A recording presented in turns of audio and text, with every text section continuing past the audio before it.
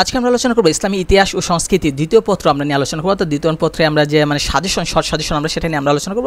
আমরা যদি খেয়াল করে দেখি যে জ্ঞানমূলক প্রশ্ন নিয়ে আমরা দেখি যে অনেক জ্ঞানমূলক প্রশ্ন অনেক পড়ে যায়, তারপর জ্ঞানমূলক প্রশ্ন কমন পড়ে না। কমন না পড়ার কারণ হচ্ছে কি যে আমরা না বুঝে অসংখ্য জ্ঞানমূলক প্রশ্ন পড়ি, দেখা যায় যার কারণে এই প্রশ্নগুলো কমন পড়ে না। কিন্তু একটা জিনিস খেয়াল রাখবেন, সব কিছুর একটা নিয়ম সিস্টেম আছে বা যেগুলো একটা করেন যে একটা টাইপ ভিত্তিক আছে যে এই টাইপের প্রশ্নগুলো হয়। তো আপনি যদি খেয়াল করে দেখেন কতগুলো প্রশ্ন দেখা যায় যে জ্ঞানমূলক প্রশ্ন বারবার রিপিট আসে, প্রত্যেক বছর রিপিট আসে, এইগুলো বেশিরভাগ রিপিট আসে।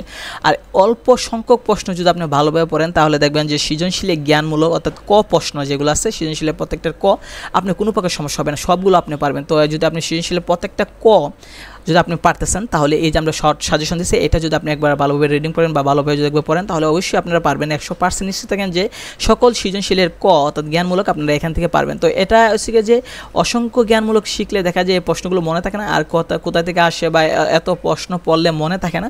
যদি আপনারা এই যে শর্ট সাজেশনটা দেখছে এটা থেকে পড়েন তাহলে দেখবেন আপনারা যে এইগুলো পড়লে দেখা যাবে যে 100% কমন পড়বে। কারণ প্রশ্নগুলো দেখেন বারবার রিপিট আসে। দেখেন গজনী বংশের প্রতিষ্ঠাতা কে ছিলেন, এখানে দেখেন অসংখ্য প্রশ্ন দেখেন বারবার রিপিট আসতেছে। তো এগুলো পড়লে দেখা যায় যে প্রশ্নগুলো কমন পড়ার সম্ভাবনা 100% থাকবে। কিন্তু আমরা অসংখ্য প্রশ্ন পড়ে যাই টেনশনে যে কমন পড়বে কিনা, কারণ অনেকে দেখা যায় যে অসংখ্য প্রশ্ন পড়ে যায় আর এই প্রশ্নগুলো মনে না থাকার কারণে তারা পারে না।